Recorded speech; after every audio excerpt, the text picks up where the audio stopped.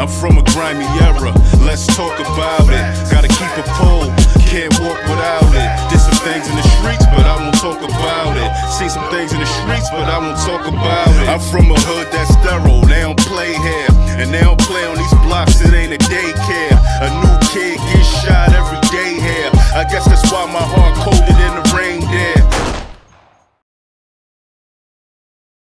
DVD Era TV back at y'all with another one. Y'all know the slogan. Let's get straight into this one. Now I know what y'all gonna say. DJ Envy is not a rapper. He's not a rapper. Y'all gotta stop taking these titles to these videos so literal. You get what I'm saying?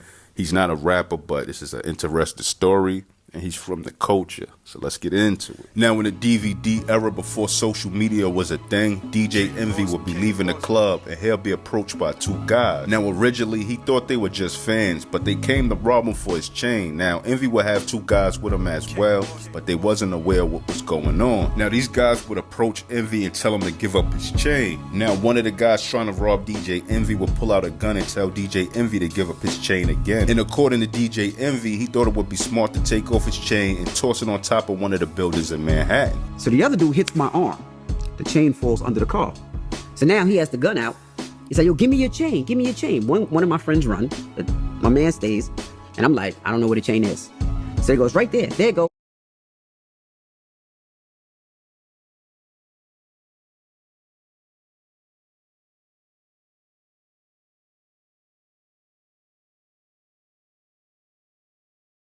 So he goes and picks up the chain. They run down the block and fires one shot. Pow! Now, supposedly, DJ Envy would get in his Range Rover along with his friend and chase the robbers on the highway all the way to the Brooklyn Bridge. Now, the robbers would eventually crash their car, hop out, and run towards DJ Envy's car as he started to back up with his car in reverse. Now, according to Envy, the guys had stopped coming at him and they ran away and split up from each other. Now, supposedly, DJ Envy and his guy would decide to chase after the driver and hold him down until the police came. And they'll basically choke him out until the police came, and the driver was in a coma for a few days after. One runs right, one runs left. So I start chasing the guy that runs left, the driver. So we're chasing him, and then he's running. And now we're on him. I jump out the car. We detain him until the police come. Now the police would tell Envy he had to press charges, but he refused to. And not too long after, the cops would later show up at Hot 97 to talk to DJ Envy about a robbery. Well, he'll sneak out the back door. He would later then call the DA, and the DA told Envy the driver woke up out of his coma, and he said he robbed him for his Rolex. I called the district attorney. District attorney was like, well, you know, we need you to come down here. I'm like, why? They was like, well, this gentleman just woke up out of a coma and said you robbed him for his Rolex. Me and my pops go down there, and they're like, yeah, so we need you to, they was like, well, if you don't press charges on this kid, he's saying that you robbed him. I'm telling my dad, like, nah, I don't want to do that. They go, you sure you don't want to do it? And I'm like, nah. They was like, have you seen the video? I'm like, video? He presses play, and it's every scene from me driving, chasing him, to the car crashing, to us catching him, to us detaining him, and everything. And it was like, so I'm gonna ask you again, are you gonna press charges on the guy that robbed you? I was like, yeah, what door is it? What door do I have to go in? Now, State Property was one of the groups that were heavy in the DVD and mixtape era, repping for Philly with competition like D-Block, G-Unit, and Dipset. Now, not only was State Prop heavy in the DVD and mixtape underground scene, they'll get a taste of mainstream success as well. From PD Crack to the Young Guns, Beans and Freeway all having mainstream singles or albums, and State Prop even dropping 2 mainstream albums as well. Now, Philly's own and State Property member Oskino has always been one to speak his mind and never bite his tongue. Now, recently I did a video on Oskino expressing his dislikes for Freeway as of late, feeling like Freeway backstabbed him, and Free being one of the reasons he haven't been performing with State Property at recent events. He's a bitch ass nigga. Freeway shocked me because I didn't think, I thought me and him was, you know what I mean? Also in that video, he explains how close him and Freeway were and their similarities they share. Crazy part about it is I'm 4 days older than Freeway. We lost our sons 4 days apart. So when we lost our sons, we was the same exact age. And they buried, like, you know, right by each other. So when I go see my son, I always go to Freeway son grave and clean it off and talk to his son, you know what I mean? But recently, Oskino was doing an interview with Vlad TV, and when he was asked about P&B Rock getting robbed and his life taken at Roscoe's, Oskino would speak on Free being robbed for his jewelry at Roscoe's Chicken and Waffles as well. Now, according to Oskino, he says around 2001, 2002, while recording their State Property album out in LA, they went to Roscoe's Chicken and Waffles to eat, but Freeway would go back later that day, and they'll pull AKs out on Freeway and rob him for all his jewelry. We went in there, we ate. Freeway went there again by itself. Niggas came in there with AKs and took everything, all the jewelry, all the shit, man. But luckily, Freeway would get out this whole situation safe and even managed to escape with one of his rings, so he wasn't so mad about the robbery.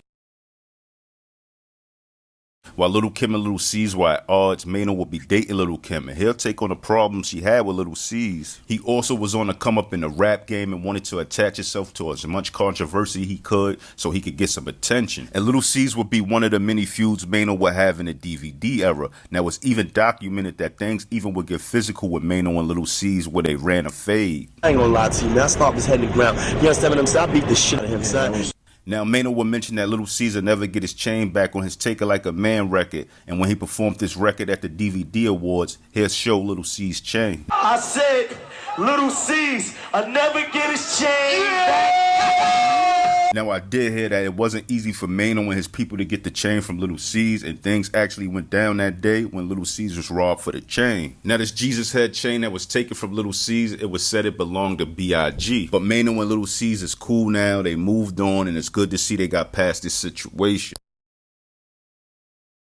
Now, Frenchie is a rapper from Queens, and he's a former member of Gucci Mane's 1017 Brick Squad, so Icy Boys. Frenchie is also cousins with Waka Flocka, and he's related to Bimmy and Deb as well. Some say those his cousins, but he calls them his aunt and uncle. Frenchie is also known for his record with 1017 Brick Squad called Shirt Off. Now, Frenchie dropped a lot of mixtapes like The French Connection, and he had a heavy presence in the mixtape and DVD era, and some people even got him confused with French Montana for the name similarities. Now, you know when you start to make a name for yourself and shine bright, it come with a price. And just like many other rappers, Frenchie would be caught in a situation where he was robbed for his chain as well. Now, I'm not exactly sure what year this situation happened, but it's definitely in the 6ix9ine and Treyway paperwork. Now, in the Treyway paperwork, according to CEO Chris, Nuke could have CEO Chris give him money to buy the chain back because Nuke felt like buying the chain back would be a way to get favors from Frenchie in return. And basically, CEO Chris gave Nuke $2,000 to give Frenchie chain back. And once Nuke got the chain, he gave it to CEO Chris, and according to CEO Chris, he met Frenchie in Manhattan and gave him back his chain. Now, we all heard about Young Berg, aka Hitmaker, being robbed for his Transformer chain out in Detroit and Trick Trick being the man behind it. Well, let's dive into some of the details in this situation. Now, at this time, Young Berg was hanging with Cat One, who's also a rapper from Chicago, and he was Young Berg hype man at the time, and he was someone Young Berg looked up to. Now, at this time, Cat One manager was cousins with Trick Trick, and while Young Berg was headlining out in LA at the Roxy, Young Berg homie Cap One would basically play his managers and leave them out front. And they'll basically let Cap know that they was going to have Trick Trick deal with him. Now, following that situation, Young Berg will be about to headline Summer Jam in Detroit, and being that Trick Trick knew he was going to be in town, Trick Trick will reach out to Young Berg. Now, basically, Trick Trick wanted Young Berg to come to one of his clubs, but Berg and his crew would decline. And one of their main reasons for declining was because Cap One managers already told him that they was going to have Trick Trick deal with him. You had the Roxy situation where his cousins was left outside, and then, you know, Cap One didn't go get them.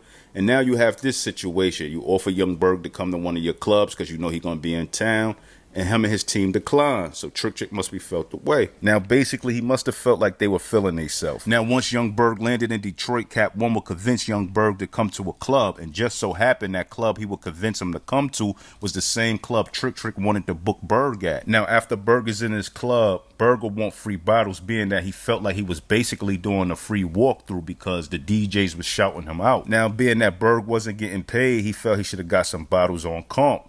Now, he would go speak to the club promoter about getting some bottles, and the club promoter would call Trick Trick. And basically, Trick Trick would let the promoter know he wasn't giving them no love on the bottle. Now, before Young Berg and his crew could get out the club, they were surrounded by security, and they always jumped and beaten, even though they came with U.S. Marshals as well. Nigga, they was U.S. Marshals, but they made us take the guns back on the bus when we was walking through the back door. Like, we get to the back, and like, I'm holding on to the chain. It's like 3, 4, 5 niggas security beat me up or whatever. I let the chain go. Now, Young Berg, aka Hitmaker, feel like this situation wasn't really for him and he was guilty by association, and this whole situation actually is for Cap 1. He even also goes on to say he never heard of Trick. He didn't know how he looked. He didn't know nothing about him. But luckily, they rushed Young Berg out of Detroit, even though he wanted to stay and perform at Summer Jam. They got him out of Detroit and they got him home safely. Now, G-Unit's no stranger to beefing with other rap cliques in the hip-hop game, from D-Block to Terror Squad, Murder Inc., and the list goes on. But this particular incident I'm talking about happened at the 2012 BET Hip Hop Awards. Now, this beef started with 50 Cent and Rick Ross, and eventually G-Unit and Triple C's MMG members would get involved. Now, this was an ongoing back and forth between MMG and G-Unit, with Lloyd Banks making a diss record to Rick Ross called Officer Down, G-Unit diss record to Ross, I'll Be the Shooter, and Tony Yayo diss record to Ross, Somebody Snitch. And of course, Rick Ross dissed the G-Unit, push him over the edge. Now, it would be a lot of clowning and dissing back and forth from both camps, and even G-Unit Dumb Out member Maserati Fox would get involved. Outside that, I'm on Rick Ross. We have nothing in common. I did 8 years, you a cop. He watched me like me for 8 years. But this particular day at the 2012 Hip Hop BET Awards, Gunplay will find himself in the wrong place at the wrong time. Now, Gunplay will run into G-Unit's entourage and members like 50 Cent, Tony Yayo, and Mike Knox. Now, if you're not familiar with Mike Knox, he's from Philly, and he was part of the whole G-Unit Philly movement. And you may also know him from his well-documented fight with Beanie Siegel. Now, according to Gunplay, he was about to leave, and he was waiting for his ride. But the police said he couldn't leave his trailer. Now, as he turned around, he seen 50 Cent and his entourage approaching him. And I see the donkey with 8 more donkeys. It was either me jump the barrier and run or pull up my pants and knuckle it out. Now, Gunplay didn't run. He decided to get it on with the whole G-Unit entourage. And that's when they started attacking him. And all you heard in the background was Yayo.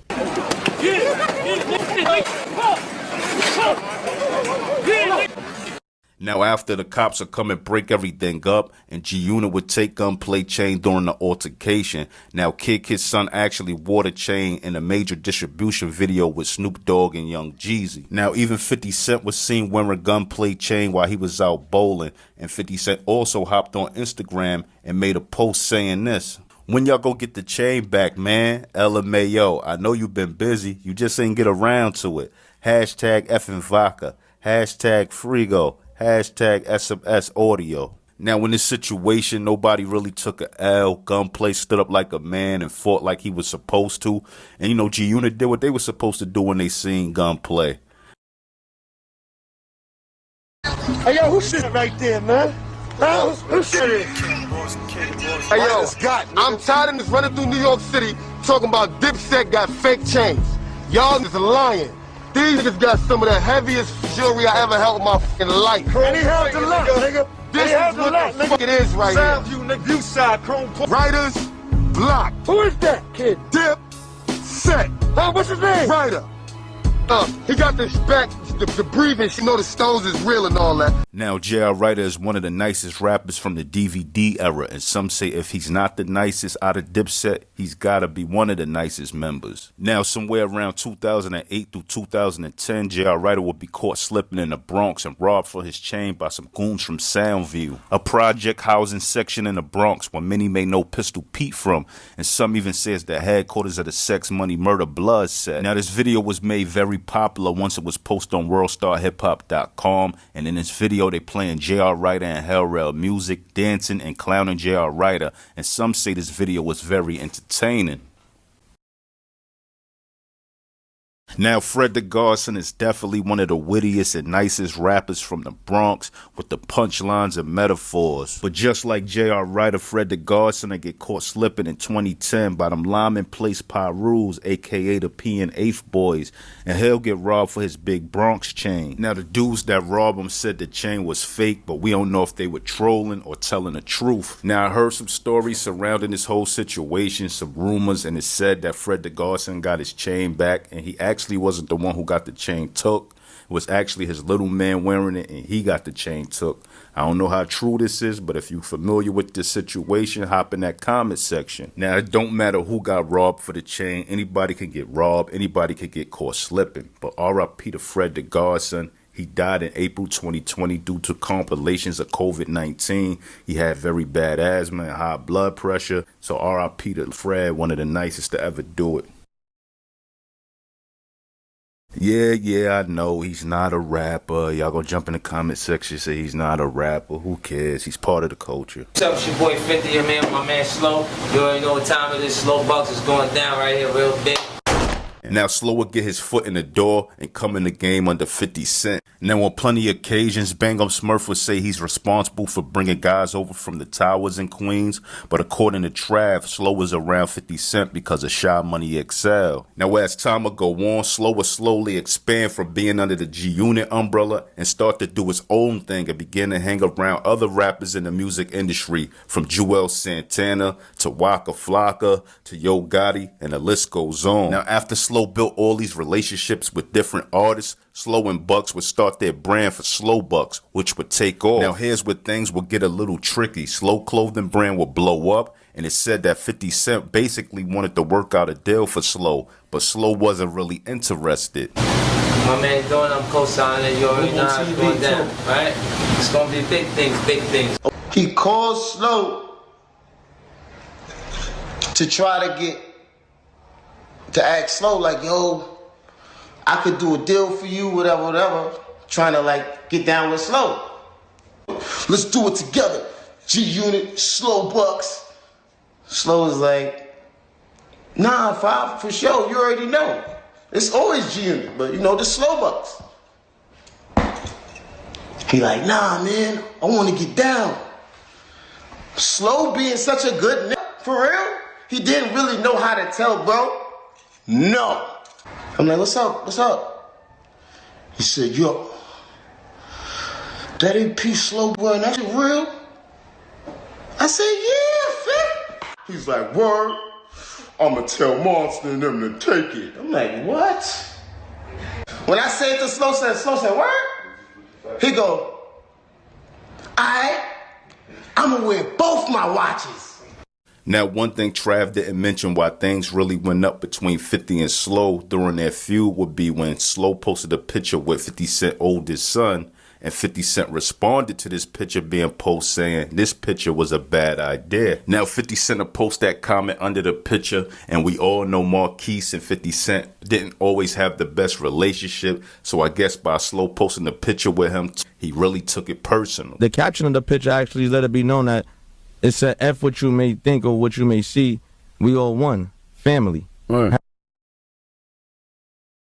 Hashtag family. So at the end of the day, I don't know how that, I don't believe it's a picture that actually caused everything to happen.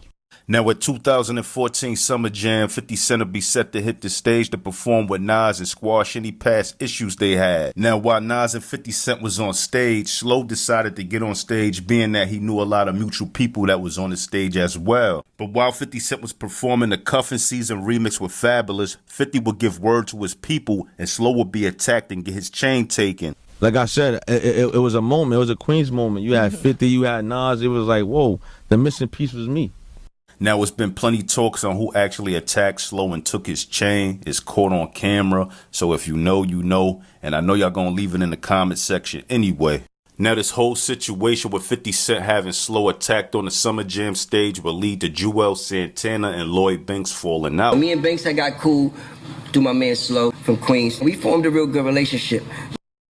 And an incident had took place at Summer Jams. You know, me and Banks had spoke since then.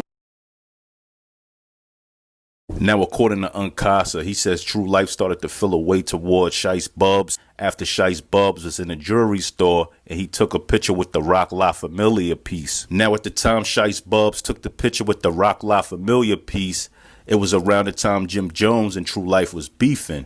Now, according to Uncasa, True Life called Shice Bubs and let him know, like, he violated by taking a picture of the chain, and that piece was actually for Jay-Z. Now, according to Uncasa, he says the conversation between True Life and Shice didn't go too well, and they ended up ending their phone call on a bad note. Now, after the whole situation with Shice Bubs taking a picture with the Rock La Familia piece, True Life put out a record called The Dips Is Over, where he dissed everybody in Dipset, including Uncasa and Shice Bubs. Now, True Life would get on a DVD with the Purple City Bird Gang chain. Now, according to Uncasa, there were only 3 Purple City Bird Gang chains made, so he called Shice Bubs to see how True Life got one of them. You seen this video? He said, what video? I said, True Life and them got a Purple City chain, bro.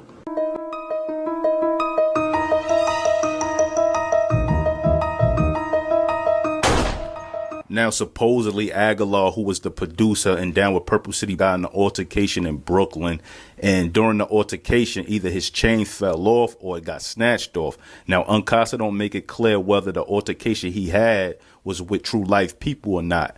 But during the altercation, he lost the chain. A fight broke out some way. The chain either fell or got snatched in the melee, and that's how it got taken.